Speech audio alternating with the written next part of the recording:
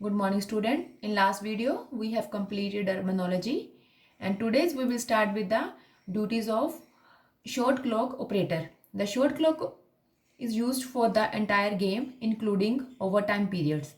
The short clock operator shall control a separate timing device with a horn and different from that of the game clock. An alternating timing device shall be available. It is started or restarted when on the playing court a team gains control of a live ball. After that, the touching of the ball by an opponent does not start a new short clock period if the same team remains in control of the ball. On a throw-in, the ball touches or it is legally touched by any player on the playing court, stopped but not reset when the same team that previously had control of the ball is awarded a throw in as a result of a ball having gone out of bounds, a player of the same team having been injured, a jump ball situation, a double foul, or cancellation of equal penalties against the team, stopped and reset of 24 seconds with no display visible when the ball legally enters the basket. The ball touches the ring of the opponent's basket and it is controlled by team that was not in control of the ball before it has touched the ring. Now next is captain duties and powers. The captain is a player designated by his coach to represent his team on the playing court. He may communicate in a courteous manner with the officials during the game to obtain information. However, only when the ball becomes dead and the game clock is stopped. The captain shall immediately at the end of the game inform the referee if his team is protesting against the result of the game and sign the score sheet in the space marked captain is signature in case of protest. Coach's duties and powers.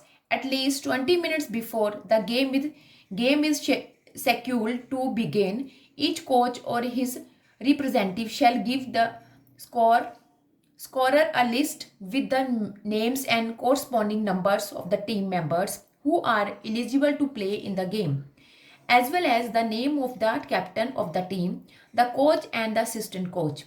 All team members whose names are entered on the score sheet are entitled to play, even if they arrived after the beginning of the game.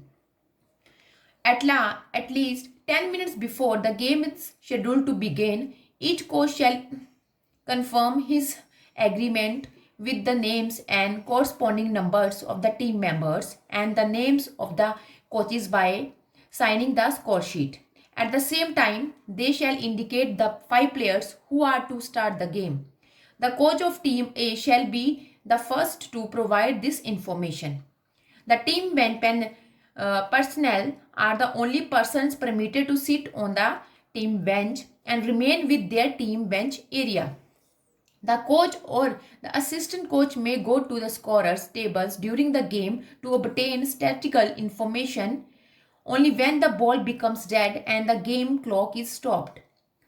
Either the coach or the assistant coach, but only one of them at any given time, is permitted to remain standing during the game. They may address the players verbally during the game provided they remain with their team bench area. The assistant coach shall not address the officials. If there is an assistant coach, his name must be entered on the score sheet before the beginning of the game. He shall assume all duties and powers of coach if for any reason the coach is unable to continue. When the captain leaves the playing court, the coach shall inform an official of the numbers of the player who will act as captain on the playing court. Duties of scorer. He shall make chronological running summary of points scored and shall record the field goals or basket scored made along with free throws. He shall record the personal and technical fouls of each player. He shall indicate the number of fouls committed by each player by using number marker. He shall record the team fouls and raise free throw flag in case of more than 4 fouls in each quarter. To see the chess number of goal attempting player, to observe the match carefully, to see the chess number of the player who commits foul, to fill the every details of score sheet, to notice the replacing player with chess number. Duties of 24-second operator. To check the 24-second rules, that is starting the time of teams with ball possession and alarm it when time is over or finish. To notice every time when possession of ball changes. Duties of timekeeper. He shall note when each quarter is to start. He shall keep record of play and stoppage of time. He shall indicate with the bell an expiry of playing time in each quarter or extra time. Timekeeper shall start timeout, watch for charts timeout. Duties of referee and umpire. There is one referee and one umpire to conduct the match. They enforce the game rules to both the teams. They observe and whistle for fouls and violation and indicate this to the table officials. They keep the ball for free throw and throw in to opposing teams. They assist each others for smoothing conduct of the game. Now next is fundamental skills of basketball. There are the different types of fundamentals.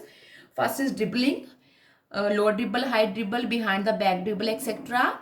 Passing, chest pass, bounce pass, long pass, one hand pass, etc. Shooting, jump shoot, set shoot, hook shoot, layup shoot, dunk shoot, etc. Defense, zone defense, man-to-man defense, combination defense, matchup defense, etc. Offense, early offense, fast break, set offense, motion defense, zone defense, etc. Body technique, fake or doze by signal, doze by screen, pivoting, etc. Rebounding, offensive rebound, defensive rebound. Jump ball. To start the game in the beginning, the ball is tossed and player jump for the collection of the ball. They are not allowed to push or hit the opponent's player. Chess pass. It is a direct pass to own teammate at chess level. Ball is passed with initially momentum depending upon the distance to pass. It is passed with both hands which are flexed initially and later extended towards passing. Bounce pass. Player pass the ball with a bounce to his teammate. Passing, one hand pass. After faking opponent, the player pass the ball to his own teammate. Low dribble. It is a defensive dribble to keep the control over the ball. The ball is bounced at low height up to knee and body shell. The opponent body is slightly crouched. High dribble. It is an offensive dribble. The bounce is high at waist level height to provide fast running movement. Dunk. After faking opponent, the player reaches near the ring and pushes the ball inside the ring with hand. Jump shot. It is the most common shot for 3 points. In this, one hand is used to push the ball and other direct the ball towards the basket with jump. Layup shot. After faking opponent, the player takes 2 steps to reach near the ring and place the ball inside the ring. Pivot foot. It is a restricted motion with ball. A player rotates around keeping one foot stationary. Now next is imported personalities, tournaments and venues. These topics you have to learn thoroughly. Now student, your basketball chapter is completed. You have to learn the chapter thoroughly. Thank you.